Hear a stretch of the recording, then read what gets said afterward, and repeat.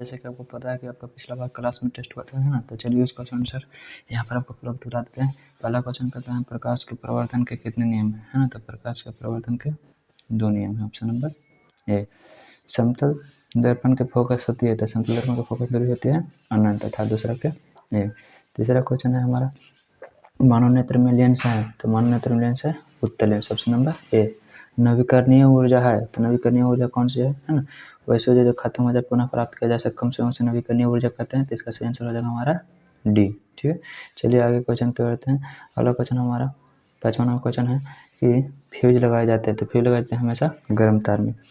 Metre जोड़ते हैं हमेशा श्रेणी क्रम में। 7वां क्वेश्चन हमारा प्रिज्म बनाने में कौन सा प्रयुक्त नहीं होता। कांच होता है, प्लास्टिक होता है, क्राउन कांच होता है, मिट्टी नहीं होता, यानी कि सी आंसर।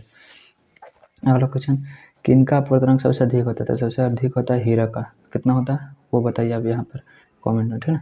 अच्छा, अगला क्वेश्चन है कि सौर ऊर्जा का विद्युत ऊर्जा में बदलने वाली मशीन को क्या कहते हैं। सौर ऊर्जा को विद्युत ऊर्जा में बदलता है तो इसे हम लोग कहते हैं सौर सेल। Option number C.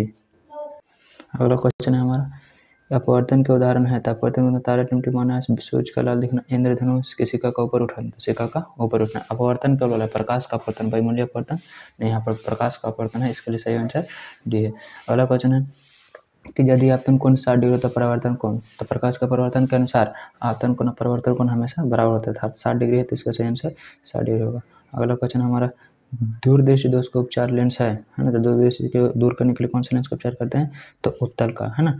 और अवतल करते हैं निकटदर्शी दोष के लिए, तो इसका सही आंसर हो जाएगा 12 का ए। अगला क्वेश्चन है 13 प्रतिबिंब प्राप्त होता है, प्रतिबिंब कहाँ प्राप्त होता है, तो रेटिना दृष्टिपटल दोनों पर, है ना। तो यानी कि ऑप्शन नंबर डी यहाँ पर है, ठीक है। अगला क्वेश्चन हीटर में प्रयुक्त तार होता है, तो नाइक्रोम का होता है ना। तो हीटर में प्रयुक्त तार का जिक्र होता है नाइक्रोम का, ठीक है। तो यहाँ पर ऑप्शन में नाइक्रोम न दे करके क्या दिया है, नरम लोहा के रूप में मिला है ना। तो यहाँ पर नाइक्रोम आंसर होगा, ठीक है। अगला क्वेश्चन है शक्ति का समत्रक है, तो शक्ति का समत्रक हमारा वाट हो जाएगा। Option number A. ऊर्जा कैसी राशि है, तो ऊर्जा अदिश राशि है, ठीक है। नेक्स्ट क्वेश्चन पर आते हैं। जैसे कि आपको पता है कि नेक्स्ट क्वेश्चन ऑप्शन वाला नहीं था, मिलान करने के लिए था, ठीक है ना। कि कॉलम ए को कॉलम बी से मिलान करें, ठीक है। तो धारा कैसा मतलब का होता है, तो धारा कैसा मतलब होता है एम्पियर। और प्रतिरोध का, तो प्रतिरोध कैसा मतलब होता है ओम। क्या होता है, ओम होता है। तो प्रतिरोध को ओम से मिला देंगे, ठीक है।